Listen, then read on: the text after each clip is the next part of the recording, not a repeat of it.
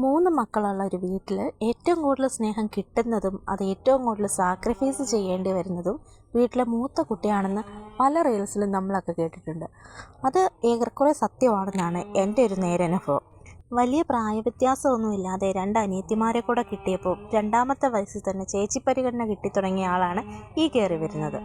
അച്ഛയുടെയും അമ്മയുടെയും കൂടെ ഏറ്റവും കൂടുതൽ ഒറ്റയ്ക്ക് നടന്നതും ജീവിച്ചതും അതിൻ്റെ സൗകര്യങ്ങളെല്ലാം ലഭിച്ചതും ഇവക്ക് തന്നെയാണെങ്കിലും അതൊക്കെ ഇവളുടെ ചെറിയ പ്രായത്തിലായതുകൊണ്ട് വലിയ ഓർമ്മയൊന്നുമില്ല. അതുകൊണ്ട് തന്നെ ഇടയ്ക്കിടയ്ക്ക് പറയുന്ന ഒരാവശ്യമാണ് അച്ഛയുടെയും അമ്മയുടെയും കൂടെ ഒറ്റയ്ക്ക് എവിടെയെങ്കിലും കറങ്ങാൻ പോകണം എന്നുള്ളത്. എന്നാൽ പിന്നെ അതങ്ങ് സാധിച്ചു കൊടുത്തേക്കാന്ന് കരുതി. ഇവർക്കിപ്പം എക്സാം നടക്കുന്നത് കൊണ്ടും ഹാഫ് വെക്കേഷൻ ആരംഭിച്ചു. സ്കൂൾ അടച്ചു, എന്നാൽ എക്സാമിന് മാത്രം ചെന്നാൽ മതി എന്നുള്ള അവസ്ഥ. ബാക്കി 2 പേർക്കും എക്സാം ഉള്ള ദിവസം ഇവർക്ക് എക്സാം ഇല്ലായിരുന്നു. എന്നാൽ പിന്നെ ആ ആഗ്രഹം ഇന്ന് തന്നെ അങ്ങ് സാധിച്ചു കൊടുത്തേക്കാന്ന് കരുതി രാവിലെ തന്നെ ഞങ്ങൾ 2 പേരും കൂടെ പുറപ്പെട്ടു.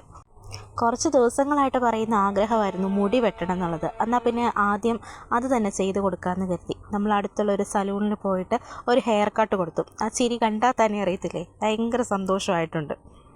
ഈ സലൂണിൽ ഇവരുടെ 1ാം വാർഷികം പ്രമാണിച്ച് ഓഫർ ഉണ്ടെന്ന് പറഞ്ഞിട്ടാണ് ഇങ്ങോട്ട് പോയത്.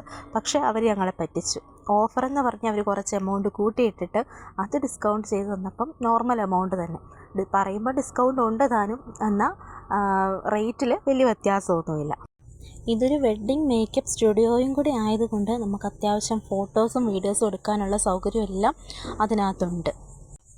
പിന്നെ അവരുടെ കസ്റ്റമർ കെയറും അടിപൊളിയായിരുന്നത് കൊണ്ട് നമ്മളോട് ഫോട്ടോയും വീഡിയോസും ഒക്കെ എടുത്തോളാൻ അവരിങ്ങോട്ട് തന്നെ പറഞ്ഞ് ആ സ്ഥലത്ത് പോയി എടുത്തോ, ഈ സ്ഥലത്ത് പോയി എടുത്തോ എന്നൊക്കെ പറഞ്ഞ് അങ്ങനെയെല്ലാം വളരെ സഹകരണമായിരുന്നു.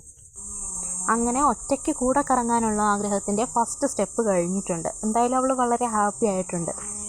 കുറേ പ്ലാനിങ്ങും കാര്യങ്ങളൊക്കെ ആയിട്ടാണ് ഞങ്ങൾ ഇറങ്ങിയതെങ്കിലും നല്ല വെയിലായിരുന്നത് കൊണ്ട് ഏതൊക്കെ നടക്കും എങ്ങനെയൊക്കെ നടക്കും എന്നുള്ളത് യാതൊരു ഐഡിയ ഉണ്ടായിരുന്നില്ല. പിന്നെ പുറത്തിറങ്ങി അവിടെ നിന്നും കുറേ കറക്കവും കഴിഞ്ഞ് വീഡിയോസും ഫോട്ടോസും ഒക്കെ എടുത്തിട്ട് ഞങ്ങൾ അടുത്ത പരിപാടിക്കായിട്ട് പോവാം. അപ്പോഴത്തേക്കും ചെറുതായിട്ട് വിശപ്പിൻ്റെ വിളിയൊക്കെ വന്നു തുടങ്ങിയിട്ടുണ്ടായിരുന്നു. ഞങ്ങളൊരു ചായ കുടിക്കാമെന്ന് കരുതി അച്ഛനെയും കൂടെ വിളിച്ചപ്പം അച്ഛ വരുന്നില്ല എന്ന് പറഞ്ഞ് നിങ്ങൾ കറങ്ങി അടിച്ചു പൊളിച്ചേച്ച് വാ, ഞാൻ എല്ലാ ദിവസവും വെയിലത്ത് പോകണമല്ലേ, ഇന്ന് ഞാൻ റെസ്റ്റ് എടുക്കട്ടെ എന്ന് പറഞ്ഞ് പോയി. അപ്പോൾ അച്ഛനെ പറഞ്ഞു വിട്ടിട്ട് ഞങ്ങൾ പോയി വെയിലത്ത് വീണ്ടും കറങ്ങാനായിട്ട് പോയി.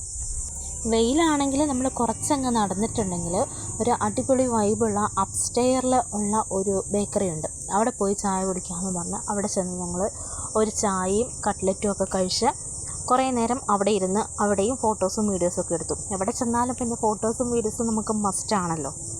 കാര്യം പറഞ്ഞാൽ ഒരു ബിരിയാണി പ്ലാനും കൂടെ ഞങ്ങൾക്കുണ്ടായിരുന്നു. പക്ഷേ 12 മണിയായി ചായ കുടിച്ച് കഴിഞ്ഞപ്പോൾ അതുകൊണ്ട് ആ പ്ലാൻ ഉപേക്ഷിച്ചു.